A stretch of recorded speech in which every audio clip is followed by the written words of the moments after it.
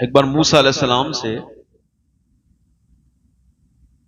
اللہ نے فرمایا کہ تیری سب سے زیادہ دوستی کس کے ساتھ ہے؟ حالانکہ اللہ سب جانتا ہے.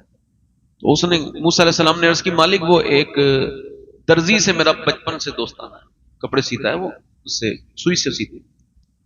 اللہ نے فرمایا تو اس سے کچھ مانگے گا تو دے دے گا؟ کہاں رب دے تو دے گا. کہا تو پھر ایسا کر اس سے ایک سوئی لے آ. جا کے اب یہ سوئی کی حکمت یہ تھی کہ منع بھی نہیں کر سکتا تو سوئی نہیں میرے پاس. جا کے بولا موسیٰ سوئی ہے. موسیٰ علیہ السلام اس سے جا کے بولے یار تیری میری بڑی دوستی ہے، ایک سوئی کی ذرا ضرورت ہے، دے دے گا؟ کہا نہیں دوں گا. کہا یار سوئی کی تو بات ہے، میں تھوڑی دیر میں لا کے دے دوں گا. کہا نہیں میں نے نہیں دینی ہے. واپس چلے گئے موسیٰ. اللہ نے فرمایا ملی؟ کہا رب نہیں ملی. پھر کہا کہ جا پھر سے ٹرائی کر، ایک بار اور صحیح کر. جا کے گئے، کوشش کی. بولے یار پرانی دوستی ہے، ایک سوئی کی تو بات ہے. کہا موسیٰ اتنے پریشان کیوں ہوتے؟ لو پورا ڈبہ سامنے کر دیا، جتنی چاہیں اتنی سوئیاں لے لو. ایک صحیح اٹھا کے گئے. اللہ نے فرمایا مل گئی؟ کہ مل تو گئی مگر بات سمجھ نہیں آئی، وہ پہلے بھی میرا دوست تھا، وہ بعد میں میرا دوست تھا، درمیان میں کوئی جھگڑا بھی کوئی نہیں ہوا، مگر پہلے صاف انکار، اس کے بعد ڈبہ سامنے، سمجھ نہیں آئی. اللہ نے فرمایا زیادہ دماغ نہ لگاؤ موسیٰ، بات یہ ہے اس کے دل میں پہلے نہ دینے والی بات بھی میں نہیں ڈالی تھی اور بعد میں دینے والی بات بھی میں نہیں ڈالی. آپ جب چلتے ہیں نا تو چلتے چلتے جو آپ مڑ جاتے ہیں، اللہ فرماتا ہے میں نے انسانوں کو ماتھے کے ذریعے پکڑ رکھا ہے. یہ وہی کرتا ہے. ایسا نہ کہا کرو کہ ہمارا یہ یقین نہیں ہے کہ دواؤں میں شفا ہے. نہیں، ہمارا یقین یہ شافی اللہ ہے.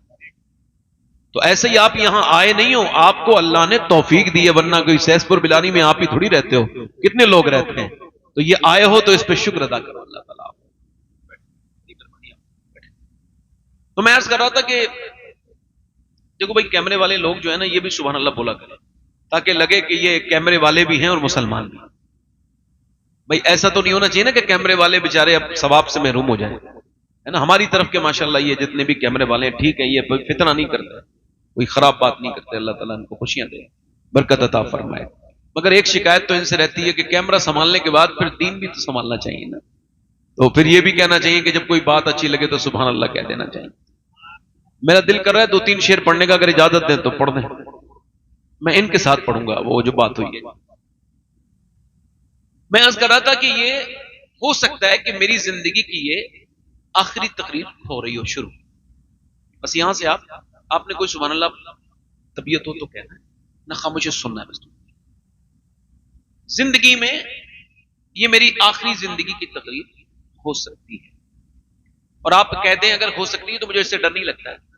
میں تو اپنے گھر میں بھی موت کی باتیں کرتا ہوں. موت کا ذکر کرو. حضرت سفیانی ثوری فرماتے ہیں، سفیان ثوری تابعی محدث بزرگ بڑے ہیں، فرماتے ہیں جو قبر کو بھول جائے گا، جو قبر کو یاد کرے گا، اس کی قبر جنت کے باغوں میں سے ایک باغ بنے گی، اور جو قبر کو بھول جائے گا اس کی جہنم کے گڑھوں میں سے ایک گڑھا. مولا علی فرماتے ہیں اگر تم موت کو یاد کرو گے پھر بھی آئے گی، اور یاد نہیں کرو گے، فرماتے ہیں اگر یاد کرو گے تو آسانی سے آئے گی، بھول جاؤ گے تو ذلیل ہو کے مرو گے. پھر دوہرا رہا ہوں، موت کو یاد کرو گے تو آسانی سے آئے گی، اور بھول جاؤ گے تو ذلت کی موت مرے گا. اسی وجہ سے مولا علی نے اپنا گھر جو بنایا تھا وہ بالکل کوفے کے باہر قبرستان کے قریب. کسی نے کہا اے باب العلم، اے حکمتوں کے بادشاہ علی، یہ اس میں کیا حکمت ہے؟ بستی چھوڑی یہاں پہ آ کے بیٹھ گئے آپ اور یہاں گھر بنایا ہے قبرستان کے قریب. فرمایا اس وجہ سے کہ میں جب ان کے پاس بیٹھتا ہوں تو یہ مجھے رب کے قرب کا احساس کراتے ہیں، مجھے اپنی آخرت یاد آتی ہے، اور یہ جب ان کے پاس سے چلا جاتا ہوں تو یہ میری غیبت نہیں کرتے. ایسی کچھ بیٹھکیں ہیں جیسے اٹھیں گے آپ کی غیبت شروع. ایک شعر کہا تھا کسی نے، وہ کہتے مخلصی ہے کہ یاروں کی بزم سے. شعر سنیے آپ، جو شعر سمجھتے ہیں وہ بھی سمجھیں. وہ کہتے ہیں مطلب سچائی میں وہ قحط پڑا ہوا ہے، وہ سوکھا پڑا ہوا ہے، کہ وہ کہتے مخلصی ہے کہ یاروں کی بزم سے غیبت نکال دو تو فقط خاموشی بچے. اگر ہماری محفلوں سے غیبت نکال دو. مولا علی فرماتے ہیں میں یہاں اس وجہ سے بیٹھتا ہوں کہ یہاں یہ مجھے موت کے قریب کر دیتے ہیں.